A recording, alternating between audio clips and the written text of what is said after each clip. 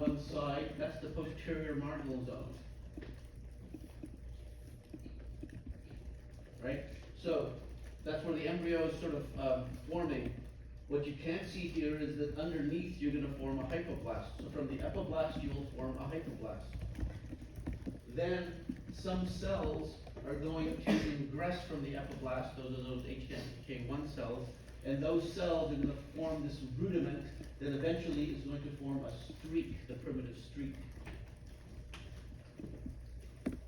Right? So you have arrows here trying to show you movements. Don't worry about the movement of things at the moment. The main thing is that cells are going to ingress from the epiblast and form this streak, and that streak is going to move from posterior towards anterior. So the primitive streak forms from posterior to anterior. They were cells that were the epiblast cells, those HNK1 cells.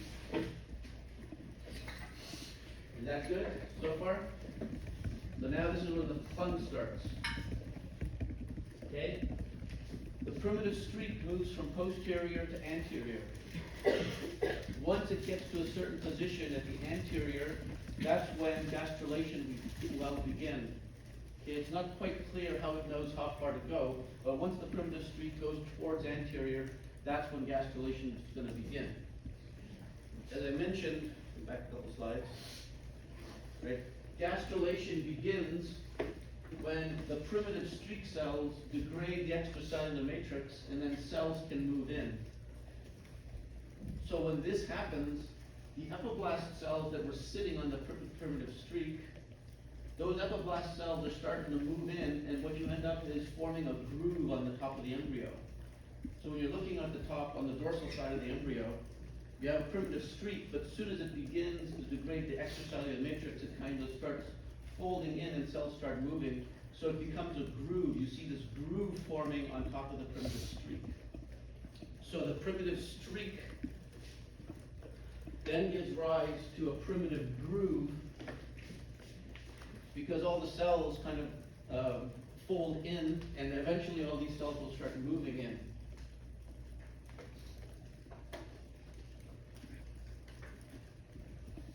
Okay, so that degradation of the ECM and forming of the groove, now cells are going to begin to move into the blastocecal cavity through that primitive groove. And there you're going to form mesoderm, and we'll talk about that in a second. Okay, so cells are going to be moving just like they did in frog gastrulation.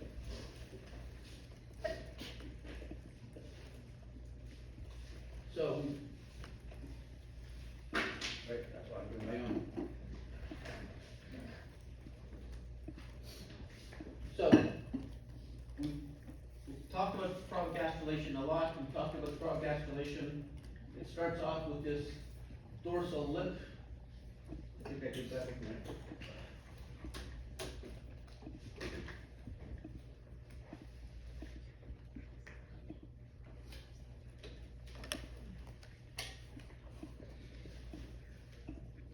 It's not even Monday. This computer is not liking slideshows. So I don't think it's good. They won't launch on a slide.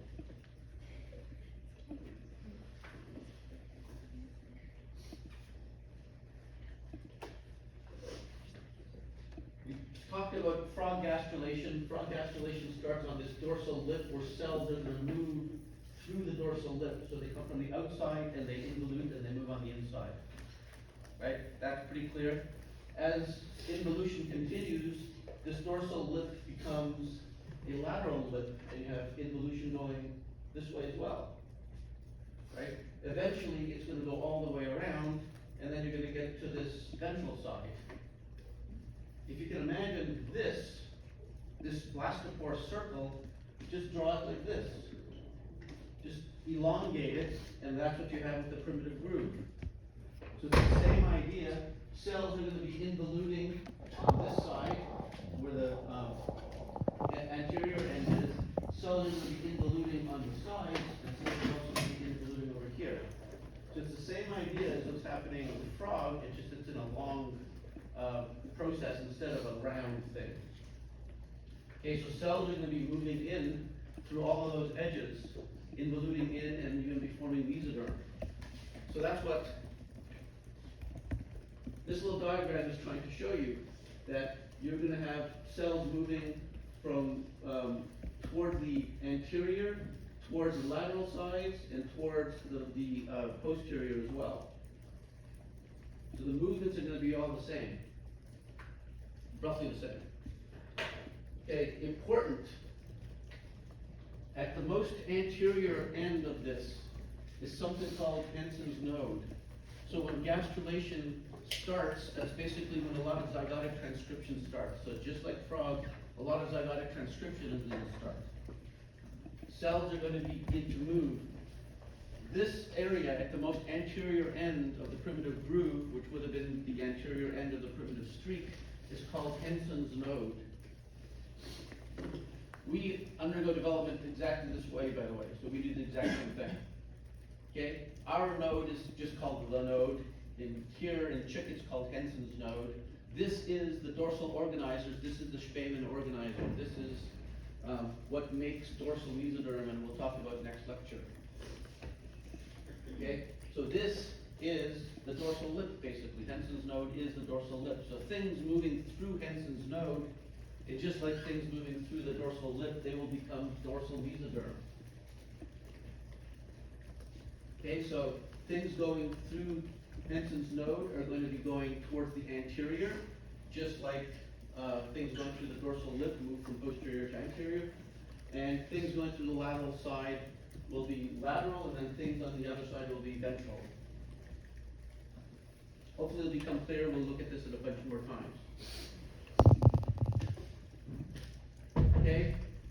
Just like with frog, where you have epimely closing the blastocore, here it's a little bit different, where Henson's node will move from anterior to posterior. So Henson's node will move from posterior to Henson's node will move from anterior to posterior. Henson's node moves from anterior to posterior. So as it does so, it leaves behind it anterior structures, and as it moves more towards posterior, it leaves behind it posterior structures. It'll be clearer hopefully in a slide or two.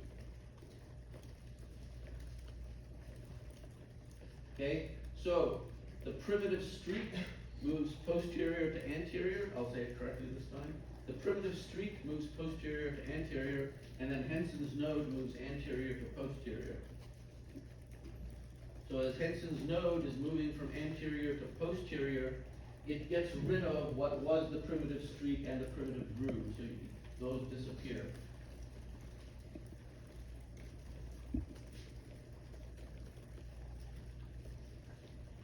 Okay, we haven't really talked about mesoderm induction yet. That's the next couple of lectures. But we've kind of looked at things before where we see little fate maps where you have ectoderm and endoderm, and the mesoderm arises because it's induced during gastrulation, and we'll talk about that. So as things are moving, so here we have the dorsal lip, things that are moving on the dorsal side, this mesoderm is the dorsal mesoderm because it's on the dorsal side. Eventually, it's going to be on the dorsal side of the embryo, and will form something called the notochord that we'll talk about in a lecture or two. Okay, so you're making mesoderm during gastrulation, and there's dorsal mesoderm that goes through the dorsal lip. With chick, dorsal mesoderm is going through Henson's node. Right, so Henson's node is starting at the anterior part. There are cells moving through Henson's node that are going to the anterior. Those are going to form this structure called the notochord. That is dorsal mesoderm. The dorsal mesoderm is the notochord. As Henson's node keeps moving from anterior to posterior, it's going to leave behind it the notochord. So this will be anterior notochord, and then the notochord will go all the way from where your brain will be down to where the end of your spine will be. And you'll see later on the notochord is important in inducing the neural tube. So the neural tube is going to be going where the notochord is. So you make the notochord from anterior to posterior because you're making dorsal mesoderm from anterior to posterior.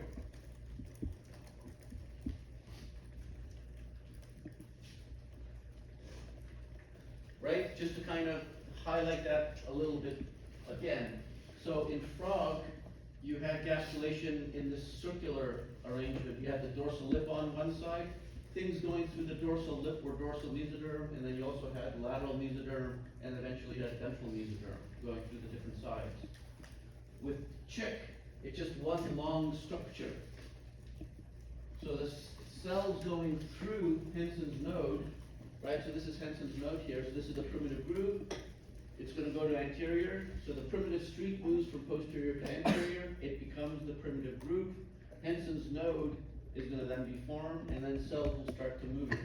Cells will move towards the anterior, and then Henson's node will move towards the posterior. So as Henson's node moves towards the posterior, it leaves behind it dorsal mesoderm, this thing called the notochord. So the notochord will grow from anterior to posterior as Henson's node moves from anterior to posterior. At the same time as that's going on, there's also cells moving in from the lateral sides that are going to make different types of mesoderm, just like there is cells moving from the lateral side in frogs, making different types of mesoderm. Except here it's occurring in a flat structure versus in a round structure. Okay, looking at it another way, hopefully these will kind of put things together. So now we're looking at sort of a cross-section of the blastodisc, so this whole embryo that's sitting on top of the yolk. So remember, it's always sitting on huge yolk down here. Okay, this is the hypoblast, right? And there's the epiblast, and in between is the blastocele cavity. When gastrulation begins, that's where you sort of start making the different germ layers, and you can see here in blue is ectoderm, in red is mesoderm, and in yellow is going to be some of the endoderm. So we'll talk more about the induction of mesoderm in a couple of lectures. And in chick, we're not necessarily going to spend lots of time trying to figure out exactly where the mesoderm comes from. But basically, the mesoderm is formed by cells moving into the blastocele cavity, just like in sea urchin. Those primary mesenchymal cells move into the blastocele cavity and become mesoderm. Everyone okay with the what we're looking at here, this cross-section of this blastodisc? It was written on the slide, I didn't mention it before, the hypoblast. The hypoblast is going to give rise to extra embryonic tissues.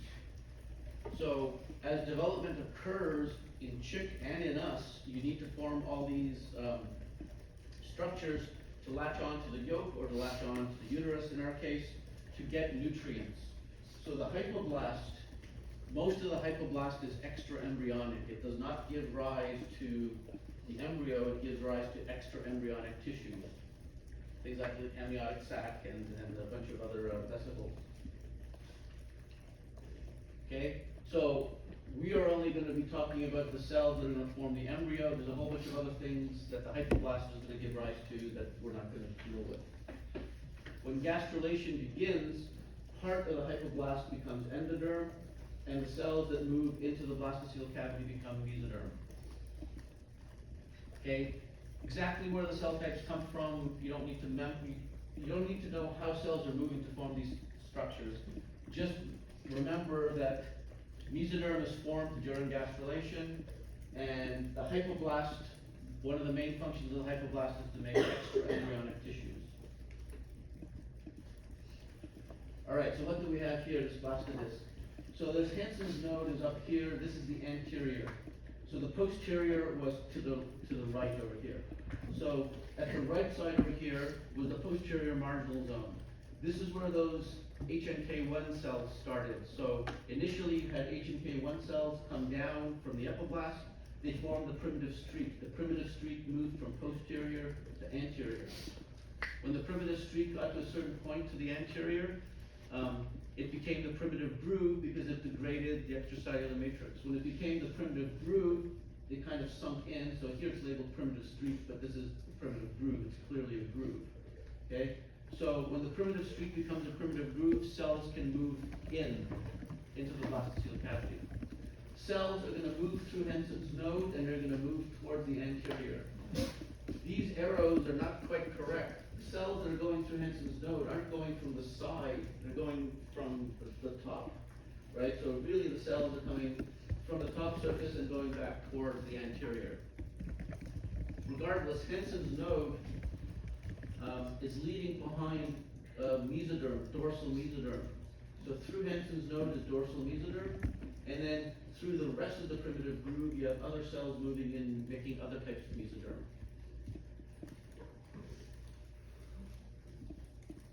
Good?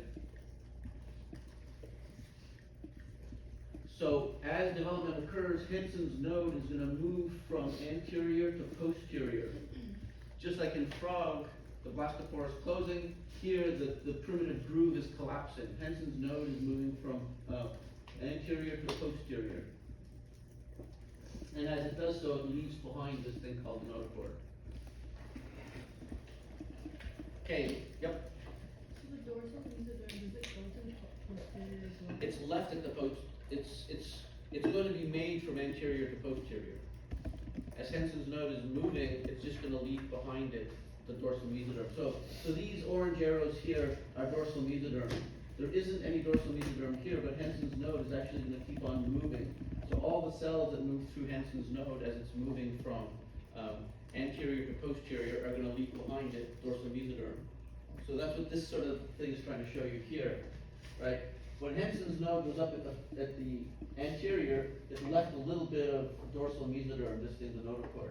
So you have a little bit of notochord here, Henson's node is here. But by the time Henson's node is down here somewhere, right, it's left behind this whole thing called the notochord.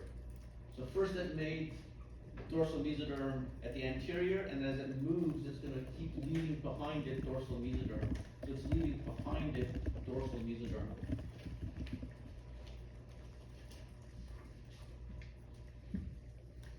Okay, so these are sort of an older diagram of things, but I kind of like the orientation that they kind of show you. So it's really old, so they have something labeled cephalic and caudal, so that's anterior, posterior. So here they're trying to show you, here's the epiblast, and then you're forming a hypoblast. It's okay, this is posterior, that's anterior. What's important is the primitive groove here. So once you form the hypoblast, you're then going to form a primitive streak, and then after the primitive streak, you're going to form a primitive groove. So this is looking at a section right through the center of the primitive groove. So if you kind of cut right through the center of that embryo, what are you going to see? What you're going to see is this dip where the primitive groove is, and then here's Henson's node. The cells moving through Henson's node are basically involuting. They're moving from the outside to the inside and back towards anterior. So this is going to be anterior dorsal mesoderm, and then Henson's node is going to keep on moving towards posterior, and as it does so, it's going to leave behind it this dorsal mesoderm. Just like happens with frog. As the dorsal lip is moving towards posterior, here Henson's node is moving towards posterior, it's leaving behind it dorsal mesoderm. So this is looking at a cross-section right through the primitive groove. Not a cross-section, so this is a section through the primitive groove, this way. However, if you look at a cross-section the other way, as is this diagram, you see this. So now Henson's node is where you guys are, and we're looking at a different section. So you can see the primitive groove here, and now what you're looking at is the cells moving in from the lateral sides. Right, so side cells are also moving in from the lateral sides, just like in frog, and they're going to give rise to different types of mesoderm. Okay, so hopefully what you get out of that is Henson's node is moving from anterior to posterior, and it leaves behind it dorsal mesoderm. It's destroying the primitive groove as it's doing so. Through the primitive groove, you had other mesoderm going in through all this time, though. Okay, lots of stuff. Even if you couldn't understand most of that, this is what you need to understand, hopefully. Okay, this part hopefully will make sense to you, this little diagram up here. Okay, you had a posterior marginal zone. At that posterior marginal zone, you're going to get HNK1 cells coming down and converging and extending and forming the primitive streak. So you will have a primitive streak that will form from posterior to anterior. That's easy to imagine. Perimeter street forms posterior to anterior. When it gets to the appropriate place in the anterior, gastrulation will begin.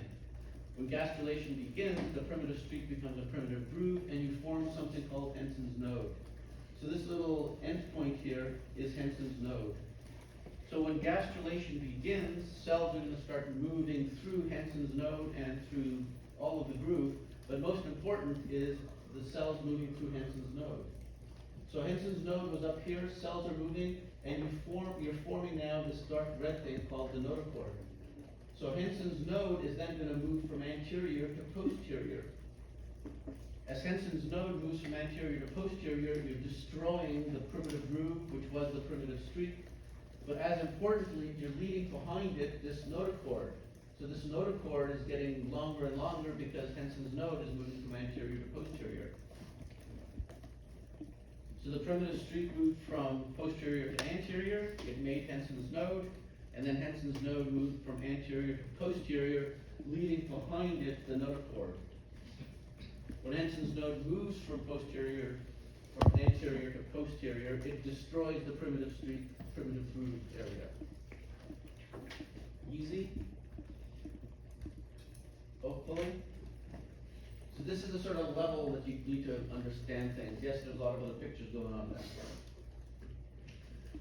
All right, so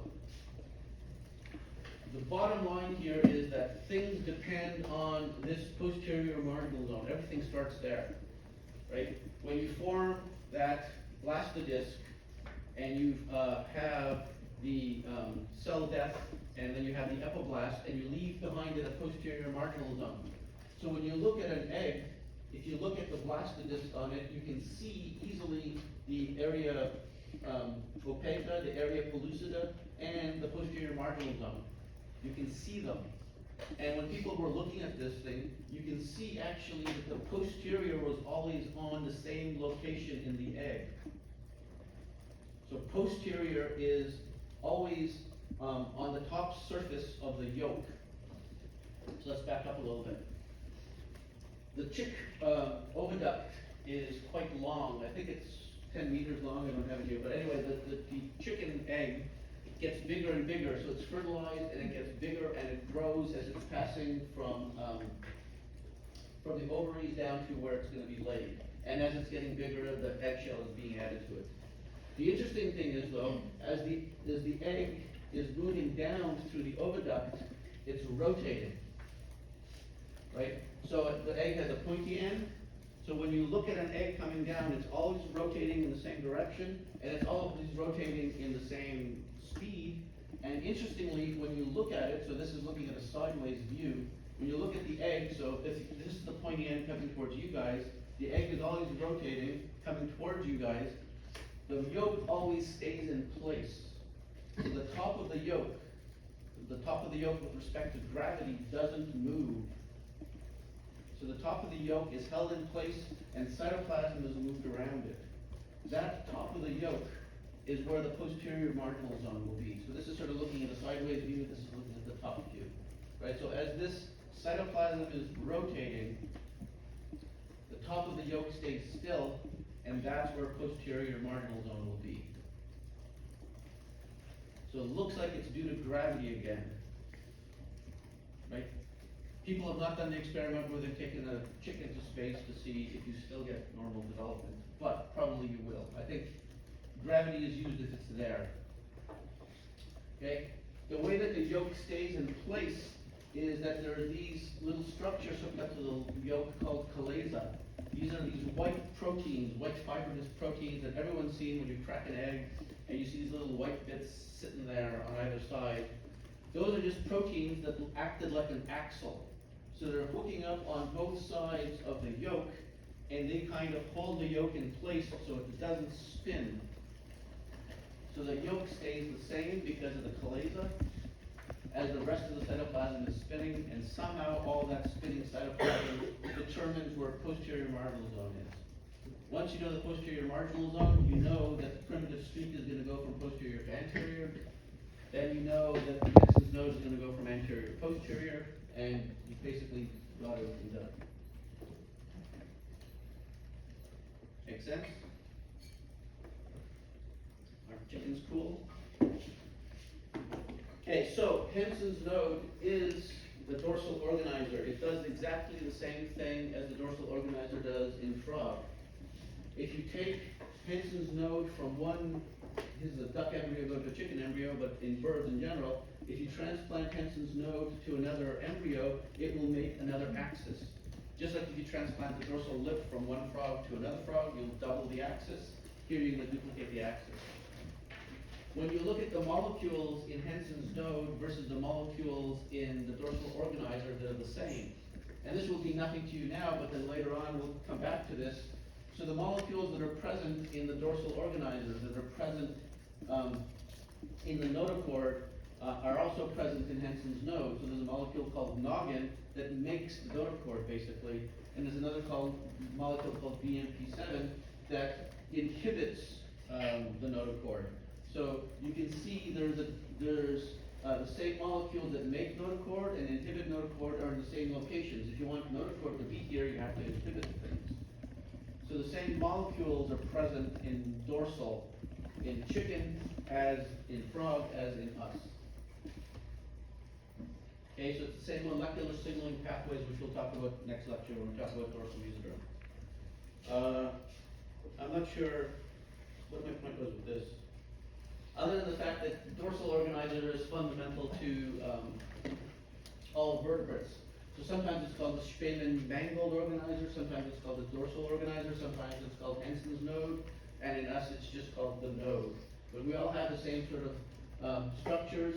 Our development, or this is mouse development, but it's very similar to chick development in the sense that we have a primitive streak and we undergo the same sort of gastrulation with a node.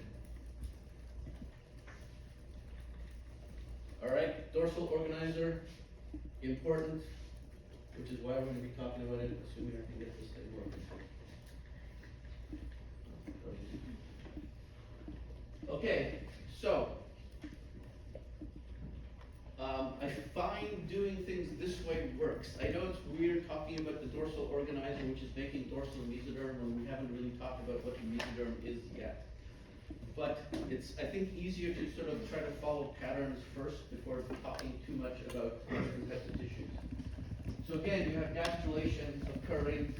Cells that are going through the dorsal lip are going to form this red dorsal mesoderm. That dorsal mesoderm is going to give rise to the notochord, and that's important in making neural. It's also important in doing a lot of other things, which we'll start seeing this lecture. So understanding dorsal organizer is crucial to understanding vertebrate development, which is why we're going to spend a bit of time about it. During gastrulation, there's a lot of signaling going on. So these arrows that you see here aren't arrows showing you cell movements. Those are arrows showing you different signaling activities. As we mentioned, one of the main things during gastrulation is patterning the axes. So you're making the axes, but you're also patterning them. So you know anterior, lateral, ventral, posterior, right? So all of these are different signaling molecules, so that anterior is very different than posterior. There's different signaling molecules in anterior, which we'll talk about, than posterior. So there's a lot of signaling going on, but that all starts with the dorsal organizer.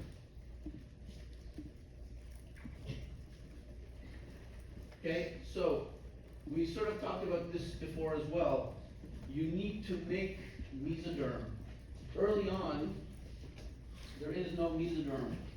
Okay, there's endoderm and ectoderm. And even that is sort of not quite true. There's endoderm and other tissues that are kind of like ectoderm. So you will see it's not as simple as just making mesoderm.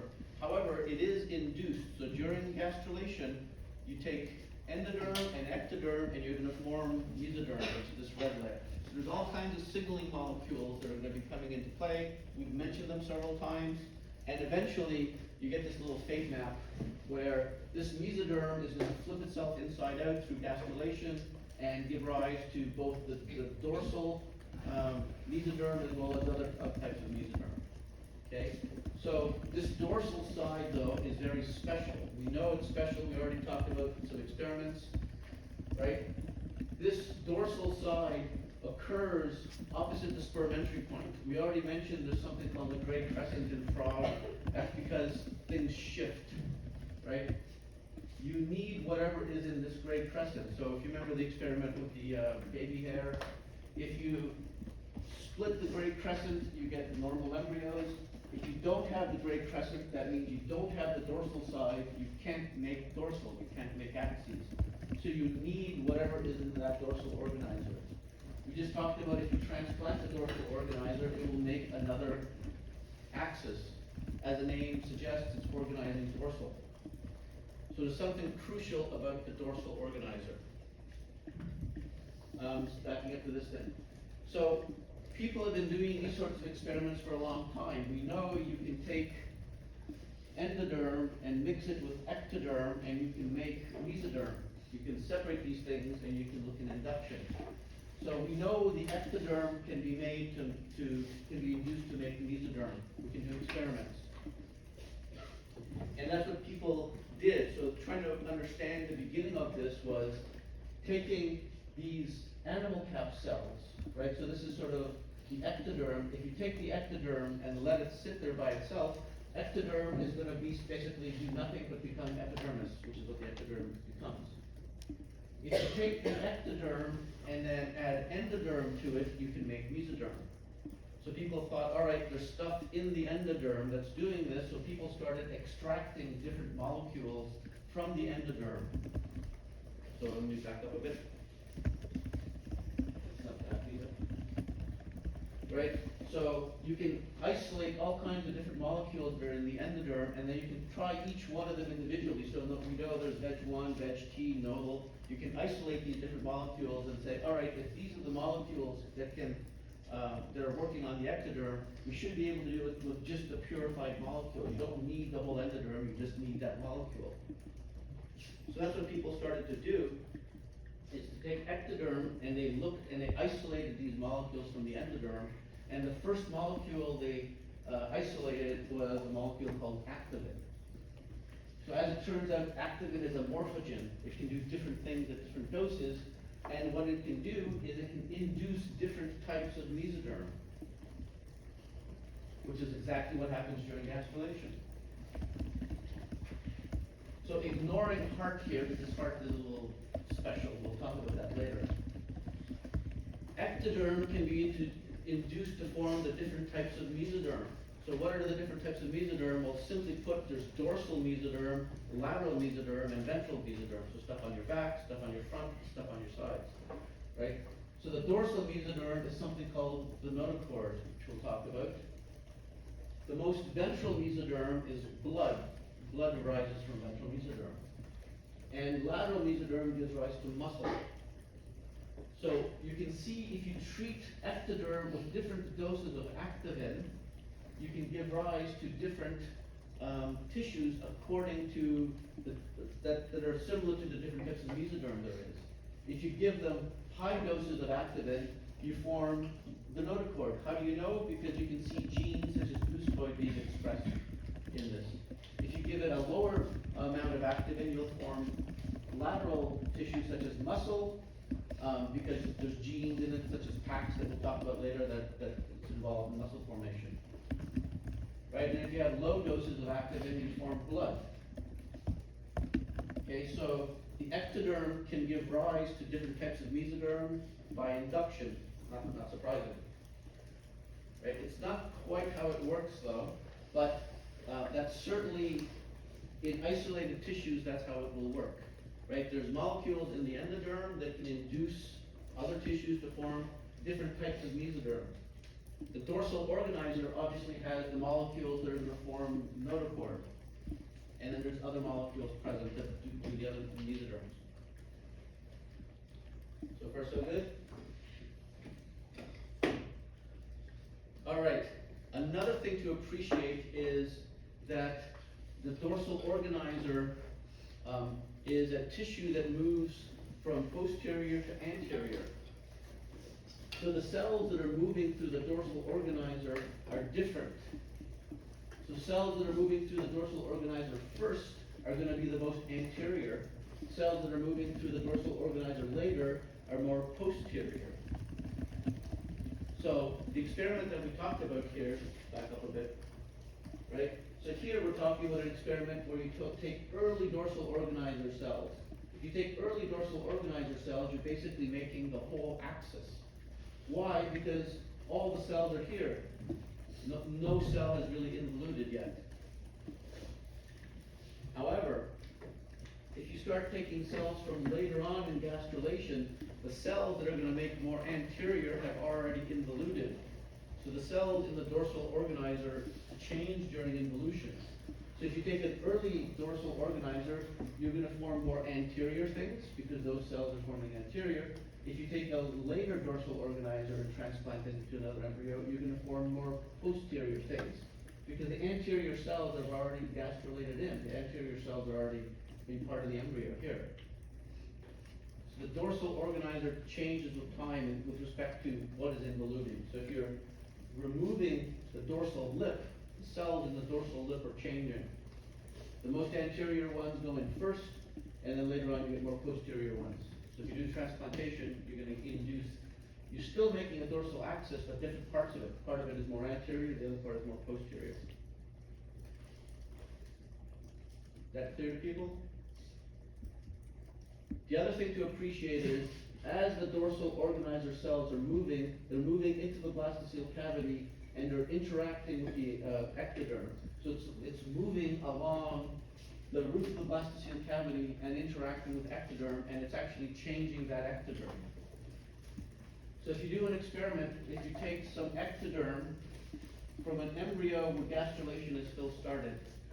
So in this embryo, this ectoderm from the roof of the blastocele cavity has not yet been exposed to any of the involuting tissue, right? So you have the dorsal organizer is moving here, but it's not yet reached this part. If you take this ectoderm and you put it into another embryo, it'll stay ectoderm. It hasn't been signaled to change yet. However, if you wait until later in gastrulation, so now this dorsal mesoderm is underlying this ectoderm. Now induction has occurred. This ectoderm has changed. How do you know? If you take this ectoderm and transplant it to another embryo, it will not become epidermis, it'll become neural. And that's because the dorsal mesoderm is responsible for making neural, which we'll get to in a little while.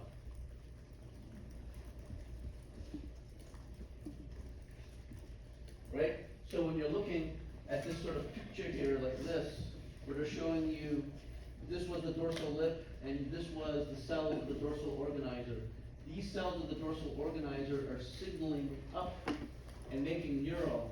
But not only that, the cells at the anterior end are specific to anterior structures, the ones most toward the posterior end are more specific to posterior structures. Okay, but together, the dorsal organizer is doing a bunch of things. All right, so the dorsal organizer has 4 properties that you need to memorize. It's almost a multiple choice question that writes itself. Okay, so the dorsal organizer, or Henson's node, or our node, all of them are the same. It has 4 functions and properties. One is it initiates the movements of gastrulation.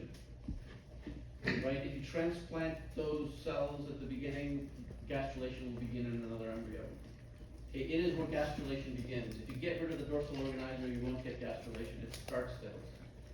So the dorsal organizer initiates the movements of gastrulation.